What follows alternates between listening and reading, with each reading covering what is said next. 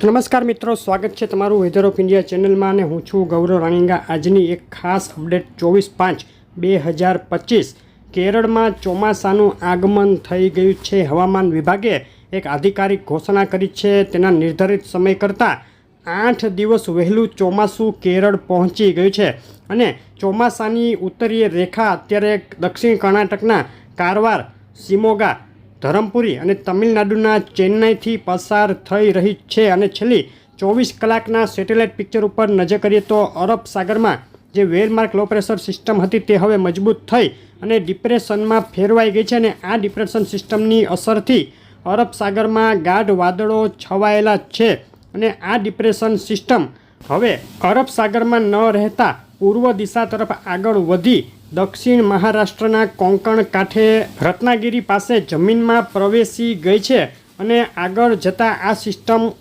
ઉત્તર પૂર્વ દિશા તરફ આગળ વધી મહારાષ્ટ્રમાં વધુ અંદરની તરફ આવી જશે, જેને લઈને ગુજરાત ઉપરથી હવે વાવાઝોડાનો ખતરો ટળી ગયો છે। અરબ સાગરમાં હવે વાવાઝોડું બનવાની શક્યતાઓ નથી। આ સિસ્ટમની અસર હેઠળ અરબ સાગરમાં જે વાદળો છે તે અત્યારે સૌરાષ્ટ્રના દક્ષિણ કાંઠા સુધી જોવા મળી રહ્યા છે અને અરબ સાગરમાં આ સિસ્ટમની અસરથી તીવ્ર થંડરસ્ટોર્મ બની રહ્યા છે, જે તમે અત્યારે ચિત્રમાં જોઈ શકો છો।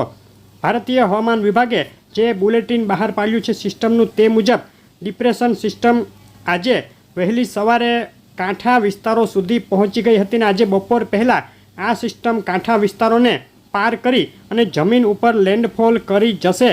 જ્યારે અમેરિકન મોડેલ મુજબ આ સિસ્ટમ ઓલરેડી કાંઠા વિસ્તારોને પાર કરી અને અત્યારે દક્ષિણ મહારાષ્ટ્રના જમીની વિસ્તારો ઉપર આવી ગઈ છે। અત્યારે તમે જોઈ રહ્યા છો 850 HPA ઉપરનો પવનનો ચાર્ટ, જેમાં સિસ્ટમનું સર્ક્યુલેશન મહારાષ્ટ્રના વિસ્તારો ઉપર છે, જેનો ટ્રફ અરબ સાગર સુધી લંબાઈ રહ્યો છે અને સરફેસ લેવલનો ચાર્ટ જોઈએ તો ગુજરાત ઉપર હજુ પણ સરફેસ લેવલ ઉપર અસ્થિરતાનો માહોલ જોવા મળે છે, પરંતુ તેમાં પાછલા દિવસો કરતાં ઘટાડો જોવા મળે છે, જેને લઈને પાછલા દિવસો કરતાં પ્રી મોન્સૂન એક્ટિવિટીમાં પણ થોડો ઘટાડો આજે જોવા મળે, પરંતુ આજે હજુ પણ ગુજરાતના કેટલાક વિસ્તારોમાં ગાજવીજ સાથે વરસાદની શક્યતા છે।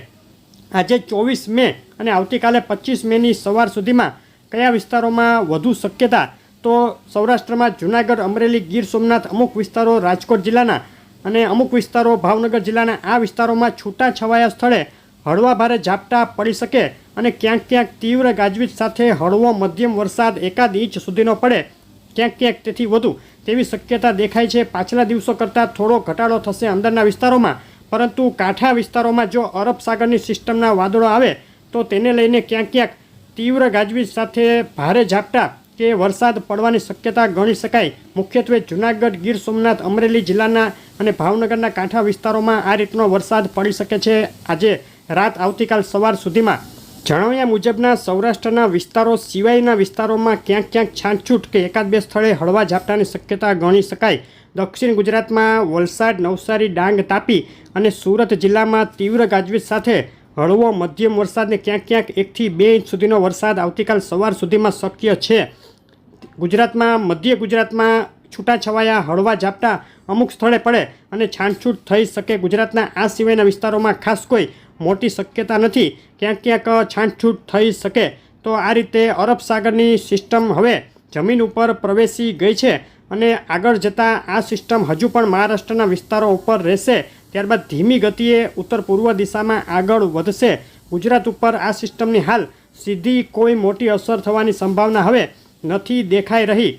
ચોમાસા વિશેની ખાસ અપડેટ 1-2 દિવસમાં આગળ આપવામાં આવશે, તો જોવાનું ચૂકશો નહીં। વિડીયો લાઇક શેર કરી ચેનલ સબસ્ક્રાઈબ કરવાનું, ફેસબુકના મિત્રો પેજ ફોલો કરવાનું ભૂલશો નહીં। આભાર।